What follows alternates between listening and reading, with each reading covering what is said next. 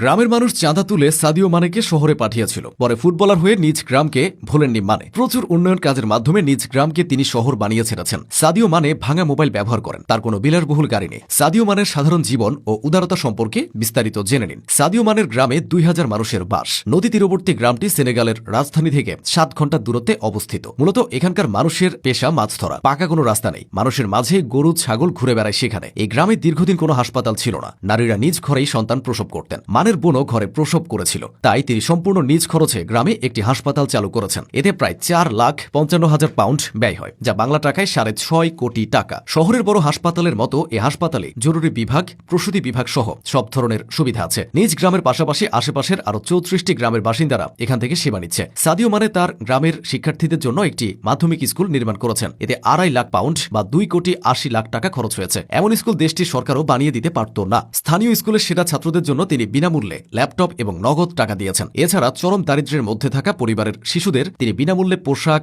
জুতা এবং খাবার দিচ্ছেন। গ্রামবাসীর সুবিধার জন্য তিনি পোস্ট অফিস এবং পেট্রোল পাম্পও চালু করেছেন। মানের উদ্যোগে গ্রামের প্রতিটি পরিবারকে মাসিক $70 বা 6,300 টাকা করে সহায়তা প্যাকেজ দেওয়া হচ্ছে। গ্রামের ছেলেমেয়েরা যেন আগ্রহের সঙ্গে ফুটবল খেলে, তা একটি স্টেডিয়াম বানিয়ে দিয়েছেন সেনেগালের এই সুপারস্টার। এছাড়া তিনি তার গ্রামে হাজার হাজার জার্সি পাঠান। এতে শিশু কিশোররা ফুটবলের প্রতি মনোযোগী হয়। গ্রামে যাতে ইন্টারনেট সংযোগ বিঘ্ন না হয়, তাই 4G ইন্টারনেট সেবাও চালু করিয়েছেন। ছোটবেলা থেকে সাদিও মানে চরম দারিদ্রতার মধ্যে বড় হয়েছেন, তাই বড় হয়েও অতীতকে ভোলেননি। এক সাক্ষাৎকারে মানে বলেন, আমি ফুটবল খেলেছি খালি পায়ে, আমার লেখাপড়ার সুযোগ ছিল না। সাদিও মানে কতটা সাধারণ জীবনযাপন করেন তা অনেকের ধারণারও বাইরে। তিনি তখন লিভারপুলে খেলতেন। তাকে লিভারপুলের এক স্থানীয় মসজিদের অজুখানা পরিষ্কার করতে দেখা গিয়েছিল। প্রতি মাসে মিলিয়ন মিলিয়ন ডলার ইনকাম করা সত্ত্বেও দামি ফোন, দামি গাড়ি এসব কিছুর প্রতি তার মোহই নেই। এক সাক্ষাৎকারে তিনি বলেছেন, 10টি ফেরারি গাড়ি, 20টি দামি গাড়ি আর বিলাসবহুল বাড়ি, এসব দিয়ে কি হবে? বিলাসবহুল বাড়ির পরিবর্তে অসংখ্য স্কুল তৈরি করেছি আমি। দামি পোশাক ওয়ার্ড্রোবে না সাজিয়ে অসংখ্য বস্ত্রহীন মানুষকে বস্ত্র দিয়েছে। নিজের দামি গাড়ি চালানোর পরিবর্তে অগণিত শিক্ষার্থীদের জন্য স্কুল বাসের ব্যবস্থা করে দিয়েছে।